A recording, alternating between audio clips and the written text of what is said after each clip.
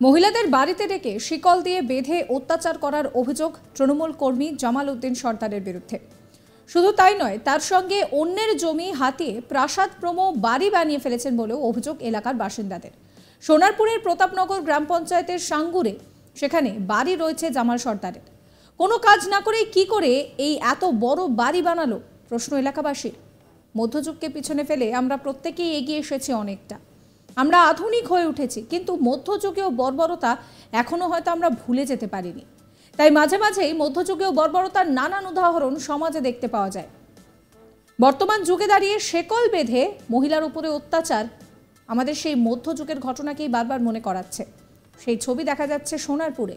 শাসক দলের কর্মী জামাল উদ্দিন সর্দার, তার বিরুদ্ধে অভিযোগ তিনি মহিলাদের বাড়িতে ডেকে শিকল দিয়ে বেঁধে অত্যাচার করেন। নির্যাতিতা রশিদা বিবি কি বলছেন শোনাবো।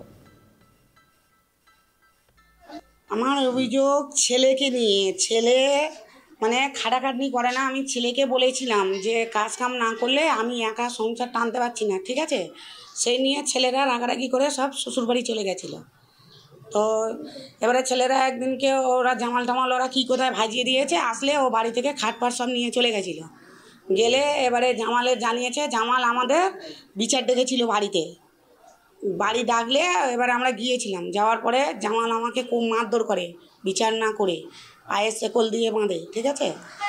উপরন্ত এত মারধর করেছে, ওর বাড়ি যারা ছিল ওরাও আমাদেরকে মারধর করেছে, আমার স্বামীকে মারধর করেছে, প্লাস আমার স্বামীকে উল্টো পাল্টা ভাষায় গালাগালি করেছে, ঠিক আছে।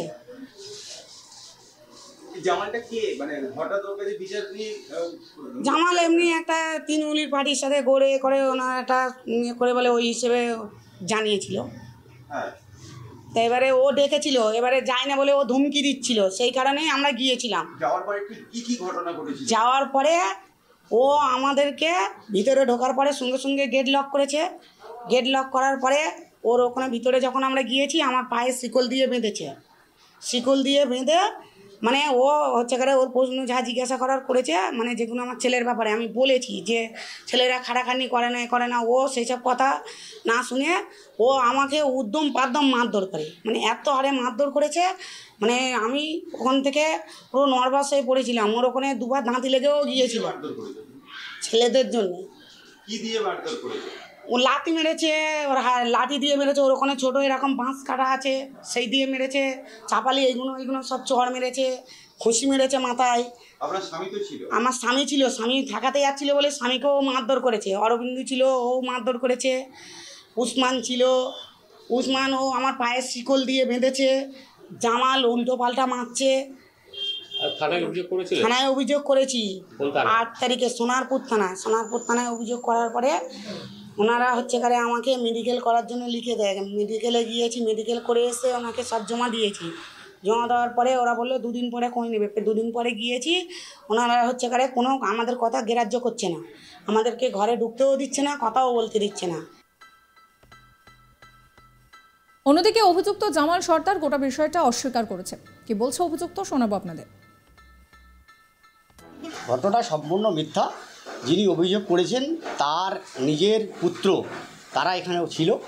ঘটনা কি, আমার সম্পর্কে সে শালী হয় এবং সে যখন আমাকে কাকুতে মতো করে বলে তার ছেলেরা তার অত্যাচারী বাড়ি ছেড়ে সবাই চলে গেছিল, তাদেরকে আনার জন্য যে বলে আমি তাদেরকে ভালো করে বুঝিয়ে, এবং সে যে এক পুরুষের সঙ্গে এখানে দীর্ঘদিন ধরে এই বাড়িতে এই এলাকায় আছে, টোটাল পুরো এলাকায় তন্ন করে আপনারা যদি দেখেন যে সেই পুরুষে নিয়ে আছে, তাদেরকে বলা হয় যে ঠিক আছে যদি তোমার ছেলেদের আপত্তি থাকে সেই ছেলেটাকে নিয়ে তাকে বাড়ি থেকে বলে চলে যেতে। সে জয়নগরে বাড়ি, তার সে একটা বড় ক্রিমিনাল এখানে থাকে, তাকে বাড়ি চলে যেতে বলো।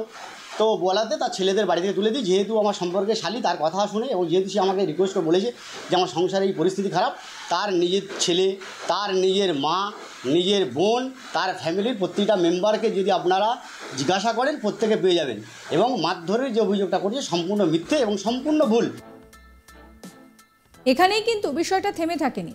সন্দেশখালীর বাঘ শেখ শাহজাহানের ছবিও কিন্তু দেখা গিয়েছে জামাল উদ্দিন সর্দারের মধ্যে। তার নামেও অভিযোগ যে তিনি নাকি অন্যের জমি হাতিয়ে নেন, আর সেখান থেকেই তিনি এই এত বড় বাড়ি বানিয়েছেন।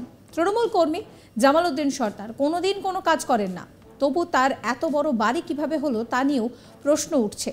পুলিশ এখানেই অনেকটা নিস্তেজ, কারণ এলাকায় জমি জমা কেনাবেচা বা এলাকায় দাম্পত্য কলহ থেকে পারিবারিক সমস্যা সবকিছুরই সমাধান জামাল ছাড়া হতো না। সোনারপুর থানার পুলিশের সঙ্গেও তার ছিল বিশাল দহরম মহরম।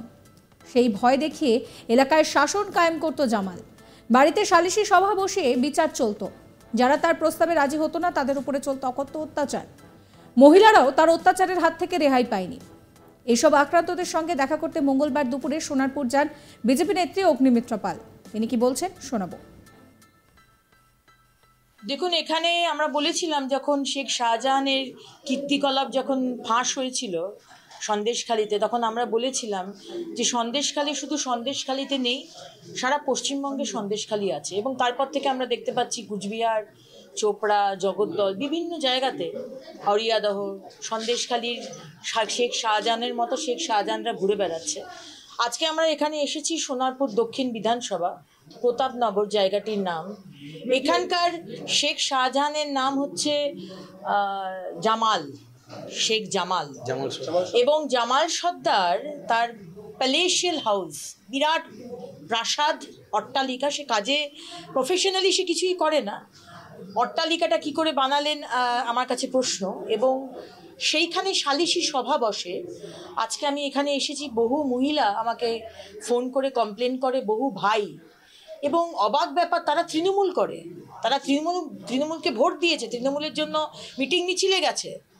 আজকে এই জামাল সর্দার তার বাড়িতে সালিশি সভা বসায় এবং তারা বলছে যে থানা থেকে, সোনারপুর থানা থেকে নাকি জামাল সর্দারকে সে দায়িত্ব দেওয়া হয়েছে যে এই ধরনের সালিশি সভা বসিয়ে বিচার করার জন্য।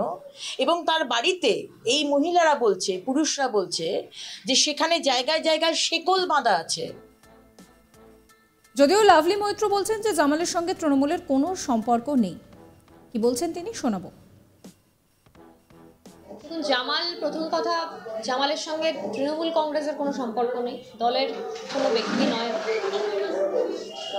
একজন ভদ্রমহিলা তিনি অভিযোগ করেছেন জামালের বিরুদ্ধে। সেই অভিযোগ থানায় ইতিমধ্যে জমা পড়েছে এবং প্রশাসন তদন্ত করছে, দেখছে। ডেফিনেটলি যে দোষ করবে তাকে কখনো আমরা সমর্থন করি না। দোষীর বিরুদ্ধে আইনত যা যা ব্যবস্থা নেওয়ার আমাদের পুলিশ প্রশাসন সেই ব্যবস্থা নেয়। ইতিমধ্যেই তারা উদ্যোগী হয়েছে। মহিলা যেটা অভিযোগ করছে একেবারে ভয়ানক অভিযোগ, পায়ে চিকল বেঁধে রেখে একেবারে নির্মমভাবে মারধর। এবং হ্যাঁ, ঘটনাটা যদি হয়ে থাকে সত্যি, তাহলে খুবই সেটা দুঃখজনক এবং এটা হওয়া উচিত নয় এবং এটা অন্যায় হয়েছে। যে করেছে সে অন্যায় করেছে এবং অন্যায়ের বিরুদ্ধে। সাবস্ক্রাইব করবেন আজ তাক বাংলার ইউটিউব চ্যানেলকে, ফলো করবেন হোয়াটসঅ্যাপ চ্যানেলও।